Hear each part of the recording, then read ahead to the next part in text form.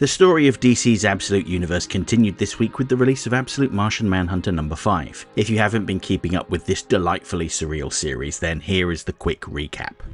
The Absolute Universe was created by the evil new god Darkseid. Perhaps unsurprisingly, everything here leans towards malice. In some ways, this universe is a lot like our own, with billionaires destroying the environment, corrupt politicians manipulating the populace for their own agenda, and the heroes are at an immediate disadvantage. Take a look at the hero of this book, FBI agent John Jones. He's always been a bit weird, not the biggest talker or the friendliest agent, but he's dedicated to his mission, sometimes to a fault.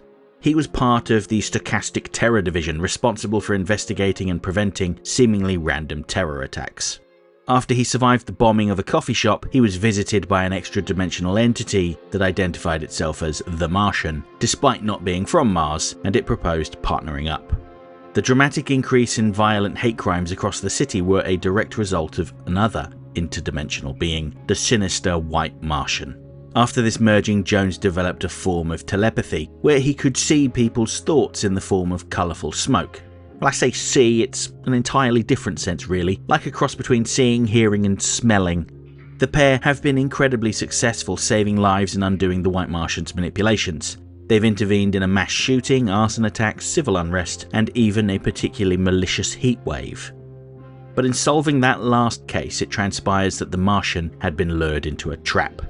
While trying to restore the sun to normal, the city was targeted by suicide bombers who destroyed the city's power stations. This was the White Martian's real objective, bringing about an age of darkness. And I have to admit, after finishing this issue, I am embarrassed that I didn't see the big reveal coming. The Martian refers to their plight as the spreading of a cosmic darkness, the Great Darkness, and a Final Night. If you're a long-time DC Comics reader, then those terms will sound familiar. Final Night was a crossover where the Earth's sun was snuffed out and Earth descended into chaos. Sounds pretty familiar, right? The Great Darkness, meanwhile, is the multiversal cosmic embodiment of darkness. It was also the title of a Legion of Superheroes story that saw the Legion battle Darkseid. And that's the big reveal.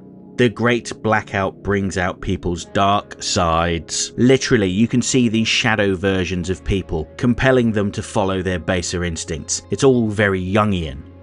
A very quick Google search tells me that, in psychology, the shadow refers to the unconscious aspects of the personality that the conscious ego tends to reject or repress. It encompasses both negative and positive qualities that are deemed unacceptable or incompatible with the individual's self-image. The shadow is not inherently evil, but rather contains hidden potential and can be a source of both challenges and opportunities for personal growth. And I have to admit, I feel like an idiot for not seeing the big reveal towards the end of the issue coming, considering this focus on everyone's dark side. This is possibly the most significant issue of any Absolute comic to date, as the Martian becomes trapped and gazes back to the creation of the universe. Here, he uncovers a colossal secret. He sees Darkseid manipulating creation at its source. Yes, we already knew that Darkseid created this universe thanks to the All-In special last year, but to see Darkseid again for the first time since then, and how different he looks, genuinely made me gasp. Yes, everyone has a dark side. I'm going to stop doing that now because I think you will get the point, especially in a universe created by Darkseid. Given the significance of colourful smoke and how it represents people's thoughts and their general essence, I can't help but point to Darkseid's back, with what looks like vents pumping out red smoke into the universe. This redesign reminds me of the later work of Darkseid creator Jack Kirby.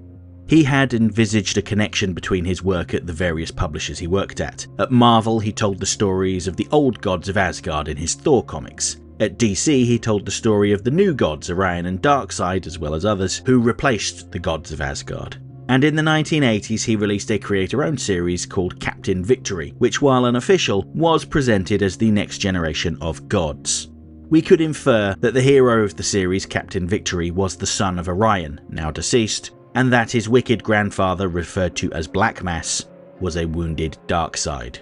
I don't believe that Black Mass ever appeared in Kirby's comics. I've only read the first few issues of it. It's still in my colossal to-read pile. But when Dynamite Entertainment revived the series in 2011, artist Dan McDade designed Black Mass, and I find the similarities quite striking. Just a neat bit of trivia there for you, and I have to suspect that it was intentional. As for the main story itself, the last issue focused very much on Jones's marriage falling apart because he had closed himself off and was deep into his work saving lives. The situation has not improved during this unending darkness. Bridget refuses to speak to him and she guards their son Tyler with a shotgun. While Jones is running around town tracking down a dog murderer, the Martian checks in on them to make sure that they're safe. The city is now a very dangerous place with packs of teens almost drunk on darkness, gathering up electronic devices and coming up with mythology around them, treating them as if they were gods.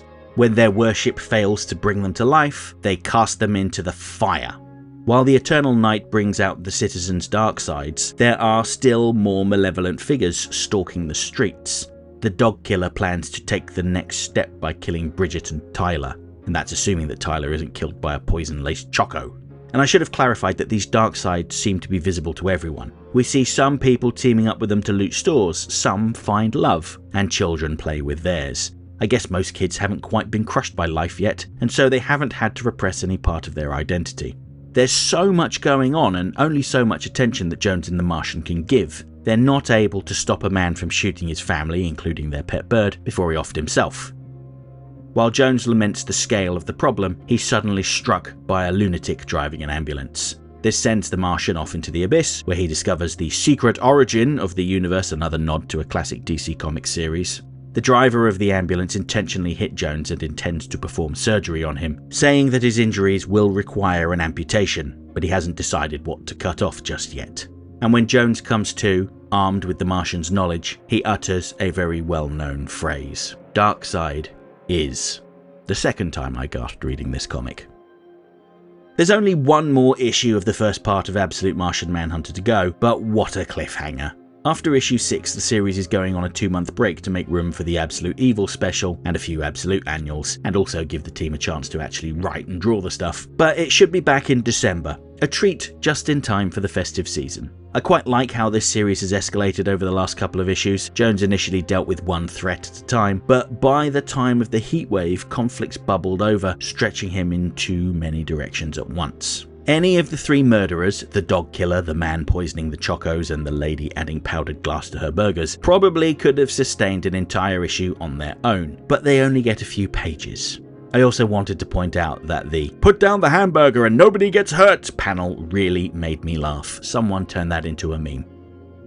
Absolute Martian Manhunter 5 is available now from all good comic shops. If you are based in the UK and don't have a comic shop near you, then you might want to use my affiliate link with the UK's biggest comic book retailer, Forbidden Planet. I have included a link in the pinned comment on this video. Alternatively, if the idea of hoarding a collection of comic books fills you with dread, those Commandy and Jonah Hex comics turned up this week and my wife is furious.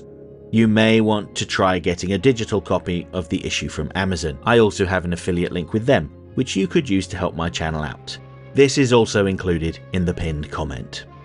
To those that have read this issue, what did you think? Did anybody else notice the name of the store selling the poison chocos? Pachico's. That's clearly a reference to the late Carlos Pacheco, a great comic book artist. I appreciated that little nod. Also, wasn't it ironic how Jones's interventions with the poison chocos inadvertently led to his son getting his hands on one? And finally, I think it's worth noting that the Martian was sometimes presented as a shadow, as if he was always there in Jones all along. Food for thought. Let me know what you think in the comments below. Next time. Alright, I am absolutely certain that there aren't any Absolute comics coming out on Wednesday the 30th of July. I've double checked the solicitations and there's nothing. So, I will be back on the first week of August to talk about Absolute Superman 10, which features a smouldering Peacemaker helmet on the front cover. Will Chris Smith meet his end? Maybe. I will also be talking about Absolute Green Lantern 5, where Green Lantern Joe faces off with Black Star Hal, while Hector Hammond picks through the ruins of Evergreen. Hope to see you then.